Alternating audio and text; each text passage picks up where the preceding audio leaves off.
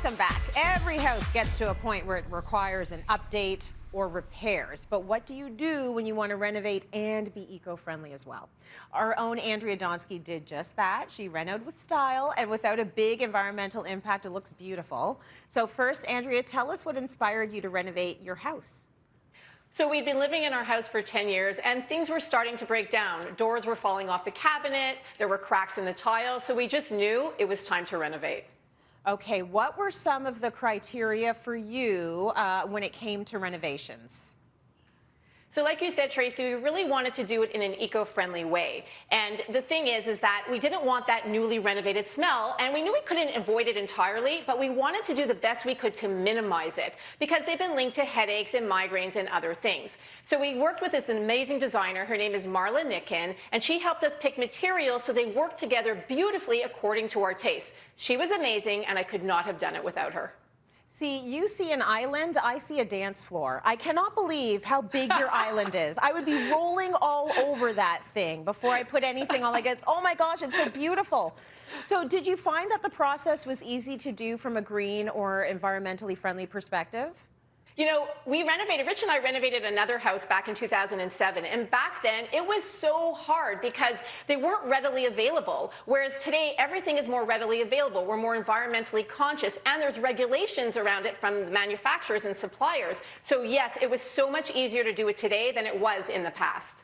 Now, were there specific areas that you wanted to be more green than others? Yes, so we really wanted our countertops, believe it or not, to be green, our appliances, as well as the finishings like the paints and the glues. Okay, so let's start with the countertops. How did you decide on which material you wanted to go with, since there are so many choices out there? There are so many options. So our old kitchen had granite, so we knew we didn't want to use that again, and we had seen quartz in other people's homes, and we loved the look of it. So I did research, and we ended up going with a brand called Caesarstone for many reasons. So number one, like you said, Tracy, like it is not just a countertop, it is a statement. It is so beautiful. And because the countertop is extra long, and it goes right into our eating area, we wanted something that was really easy to maintain. And because their quartz it's non-porous, it doesn't allow bacteria in. So it's really easy to clean. And when it comes to indoor air quality, they have zero impact on the environment or the air in their home.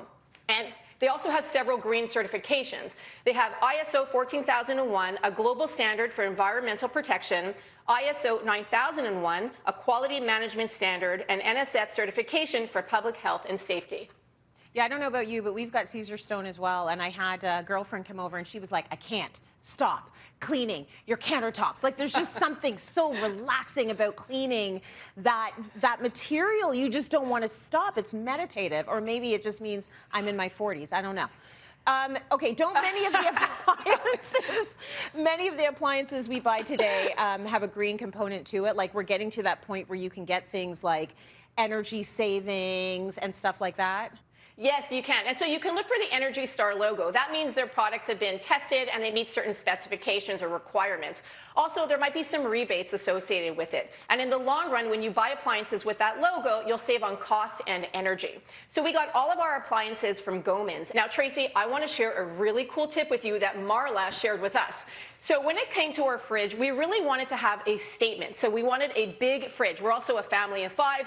We eat a lot, so we wanted to have this big, massive fridge in our kitchen. So instead of buying a built-in, Marla recommended that we buy 2 standalone units, a fridge and a freezer, and then put it together with a trim kit so that it looks like a built-in, but it actually isn't. And what's amazing about it, it was about half the price of a built-in, and both the fridge and the freezer are energy efficient. Ooh, that is a very smart workaround there.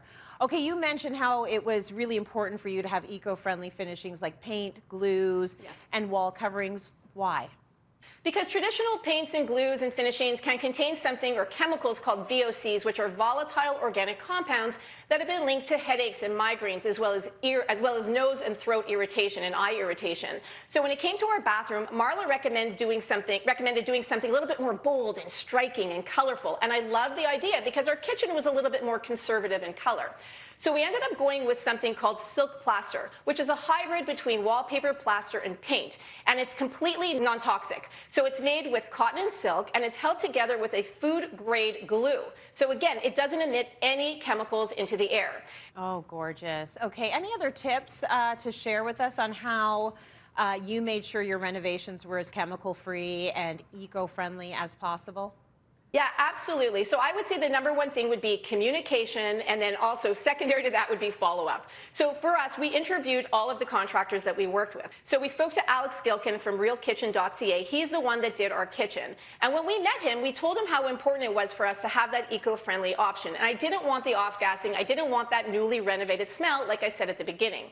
So he assured us that his materials wouldn't off-gas or wouldn't have a smell at all. And he said, in the event that those materials came in and that they had one, he said that he would air them out in his warehouse and wouldn't install them until they were completely odor-free.